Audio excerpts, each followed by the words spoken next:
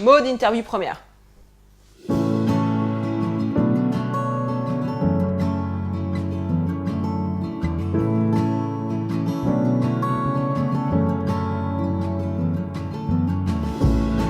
Je m'appelle Maud, j'ai 39 ans et je fais du coaching d'équipe et de l'accompagnement managérial. Et je suis enceinte de 5 mois, c'est prévu pour tout début juillet, un petit garçon.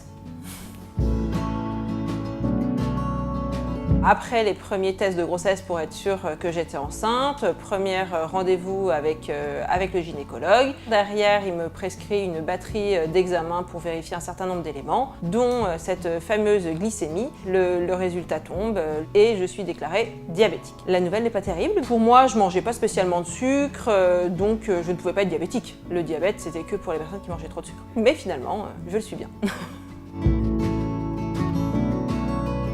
Le diabète, c'était un mot qui m'était pas complètement inconnu. Et puis j'ai une arrière-grand-mère qui était diabétique, qui avait été amputée des jambes, mais c'est quelque chose que j'assimilais pas du tout à moi. J'étais dans des bonnes nouvelles, tout allait bien, donc on ne pouvait pas avoir quelque chose de négatif qui m'arrive.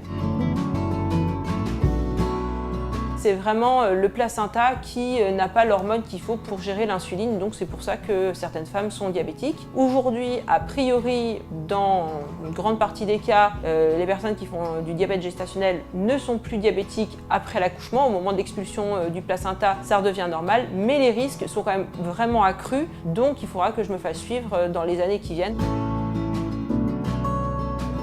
J'avais déjà entendu parler autour de moi de personnes qui avaient eu du diabète gestationnel, mais c'était que des personnes qui l'avaient découvert en fin de grossesse et jamais comme moi en début de grossesse. Donc c'est quelque chose que je ne visualisais pas du tout et que j'assimilais vraiment à la prise de sucre. Et en fait, il y a deux types de diabète gestationnel, celui dès le début, donc pour des personnes comme moi, et puis les personnes qui vont le déclencher plus tard, plutôt sur le 5 ou le 6e mois.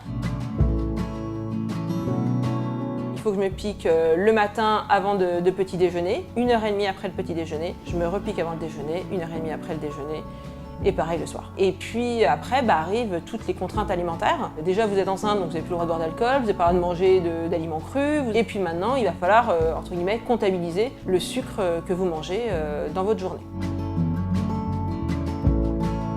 Jusqu'à aujourd'hui, je touche du bois, j'ai pas besoin d'insuline. La gestion de l'alimentation aide beaucoup et aujourd'hui, j'ai même la chance de pouvoir me piquer un jour sur 2 parce que en faisant vraiment très attention à mon alimentation et sans faire d'écart, je suis vraiment dans les clous, donc j'espère que ça va durer encore pour les 4 mois restants. C'est vrai que pour la première fois de ma vie, je ne suis plus toute seule à me gérer et je dois donc prendre en compte que j'ai quelqu'un qui est en train de grandir dans mon ventre. Plus je vais avoir une glycémie qui va être stable pendant ma grossesse, moins il y a de risques qu'il ait des problématiques avec les sucres divers et variés dans sa vie. Je m'étais dit que je boirais de l'alcool, par exemple. J'ai un petit appareil que je ne quitte presque plus, mon petit lecteur de glycémie, qui permet de savoir quelle est ma glycémie à ce moment-là. Et là, je suis à 117. Donc là, je suis dans les clous. Bon, c'est censé être 2 heures après le repas, je fais un peu beaucoup, mais...